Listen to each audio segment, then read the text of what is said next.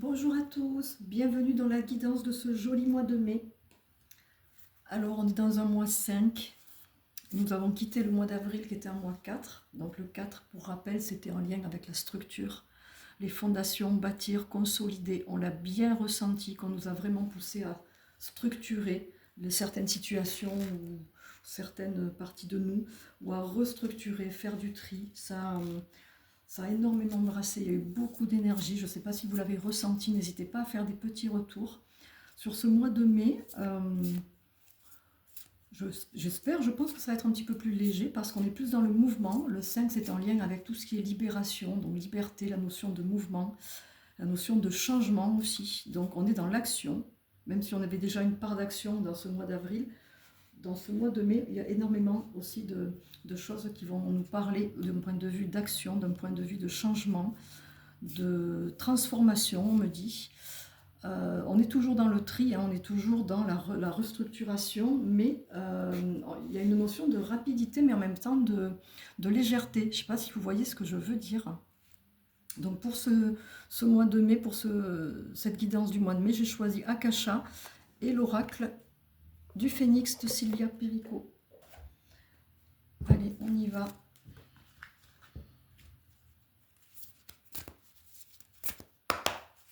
J'espère que vous avez passé une belle journée en famille ou avec vous-même.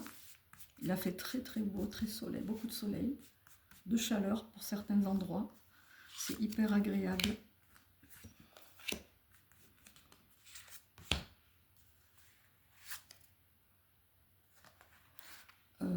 Je repose, on me dit 3 et 2 avec l'oracle du Phénix qui fera 5. On est sur un mois 5. Bon, des fois c'est plus de cartes, des fois c'est moins. C'est pas la quantité qui fait la qualité, bien évidemment.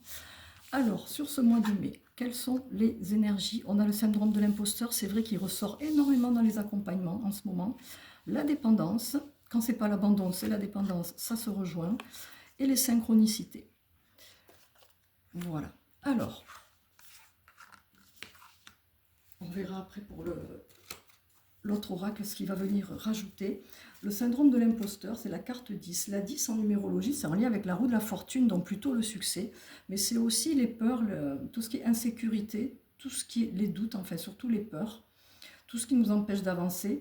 Donc le syndrome de l'imposteur, c'est un petit peu, il touche un peu tout le monde, j'ai l'impression, d'après ce que j'ai remarqué. Et surtout, nous les accompagnants, on est extrêmement aussi touchés par ce syndrome-là. Il est très bloquant parce que ce sont souvent des personnes, des fois, qui ont besoin de se former, qui ne se sentent pas légitimes, qui se forment à beaucoup de choses parce qu'elles ont l'impression que sinon ça ne va pas être ça, qu'elles ne sont pas capables, qu'elles ne sont pas légitimes, qu'elles ne seront pas peut-être reconnues, qu'elles ne seront pas efficaces, alors qu'on a tout en nous. Parfois, vous n'avez pas besoin d'autant de formation ou d'autant d'initiation. C'est juste à aller chercher à l'intérieur de vous. Là, ce qu'on me dit de vous dire, c'est ça, c'est aller chercher à transformer des choses. Plus vous allez libérer à l'intérieur de vous tout ce qui est blessure, blocage, plus vous allez aller interroger et vous allez vous apercevoir que vous savez faire des choses sans avoir besoin de vous former, que vous avez des capacités, des potentialités. Alors, cette carte m'appelle, on me dit que justement les synchronicités, les fameux signes, les fameuses reliances, on me dit tous ces signes qui sont là pour nous montrer, pointer du doigt que oui, tout est ok, que parfois on ne voit pas, parce qu'on est peut-être également dans la dépendance, parce que peut-être on est trop relié, on me dit, comment ça s'appelle? Ah, je perds le fil. On est relié à, ah oui voilà, à l'attachement. On s'attache en fait, tout ce qui est en lien avec cette possession, ce besoin de posséder, d'avoir, mais qui est lié aussi à la peur de perdre. Donc en fait, je sais que je fais un lien qui n'est pas évident là, mais je suis ce qu'on me dit. Hein.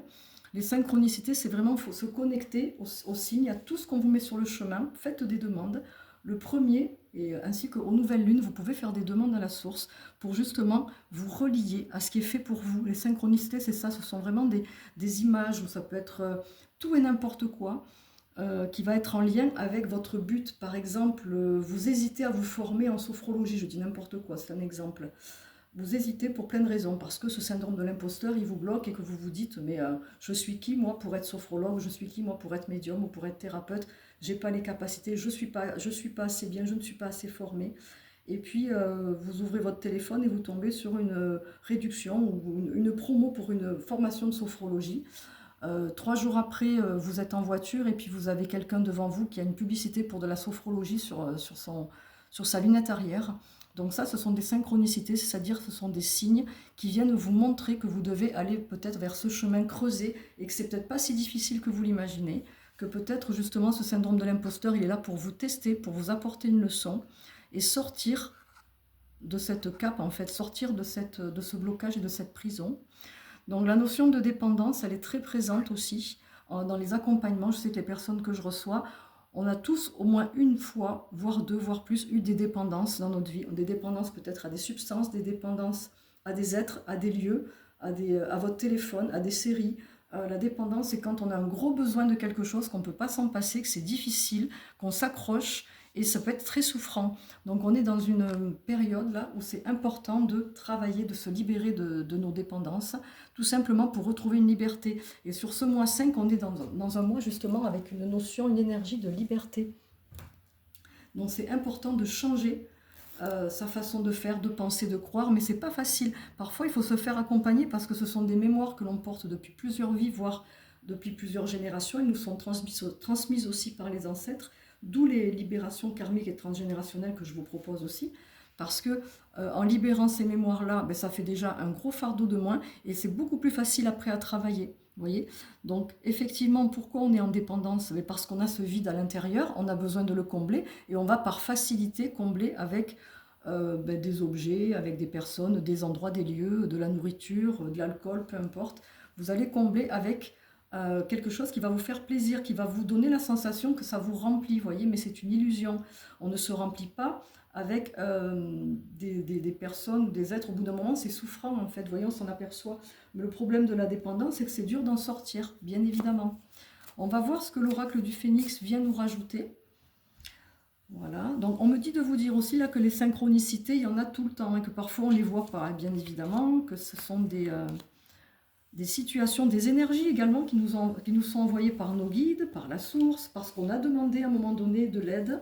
Et c'est important d'être attentif, de regarder vraiment, de ressentir, d'être à l'intérieur de vous, vous voyez, le plus possible.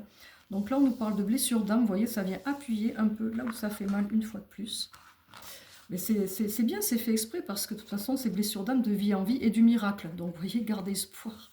Enfin, la carte du miracle, j'adore, hein. Donc c'est vrai que ça vient un peu beaucoup équilibré au niveau de l'énergie lumineuse. Donc là, blessure de l'âme ou les blessures d'âme. Pour les personnes qui ne connaissent pas, je rappelle, les 5 principales: trahison, rejet, abandon, injustice, humiliation. Et on a aussi la blessure d'intrusion. Il y a la blessure aussi d'invisibilité. Certains doivent se reconnaître. Alors on les porte plus ou moins toutes, on dit, parce qu'on a vécu chaque blessure dans plusieurs vies. On les a faites vivre également. Et l'âme de vie en vie vient pour se libérer de tout ça, pour pouvoir évoluer sur d'autres plans, faire d'autres choses, et puis faire évoluer les autres êtres, se mettre des missions comme ça pour aider les autres à évoluer, aider les planètes à évoluer selon la planète que vous allez choisir. Vous pouvez être aussi issu d'une galaxie autre que la planète Terre, d'une autre galaxie, ce qu'on appelle les êtres galactiques. Donc c'est hyper intéressant quand on creuse. Renseignez-vous pour ceux que ça intéresse. Et je compte faire aussi un live sur la spiritualité, répondre à des questions en tout genre. Plutôt en fin de journée, je vous dirai quand. Alors je le ferai à 2 endroits, hein. Je le ferai sur Facebook et puis je le ferai aussi sur Instagram quelques jours après, parce que ce ne sera pas les mêmes questions, donc forcément. Et puis bon, je le signalerai pour que chaque personne puisse venir à chacun des lives, pour ceux qui sont inscrits aux 2 endroits. Ça peut être intéressant pour vous. Voilà. Donc ces fameuses blessures. Alors on a des barbelés en forme de cœur, vous voyez, pardon, des barbelés tout autour du cœur. C'est assez, pas violent, mais c'est vrai que c'est assez... Ça m'appelle, hein, moi, cette image, parce qu'effectivement, on se sent emprisonné. Et le barbelé, ben, c'est quelque chose, si vous attrapez un barbelé avec la main, que vous serrez fort, vous allez vous blesser, voire vous faire saigner. Donc c'est vrai que ces blessures d'âme, elles nous ont tellement blessés par moments que on a senti comme si on saignait à l'intérieur de soi, comme si notre cœur il se fermait. C'est extrêmement violent pour certaines personnes. C'est pour ça aussi qu'on propose des accompagnements. Nous-mêmes, on est généralement très chargé en blessures, en peur quand on est là pour vous accompagner. On a vécu tout ce qu'il y avait à vivre dans l'ensemble, parce que on doit comprendre pour après vous aider à vous. C'est tout à fait logique.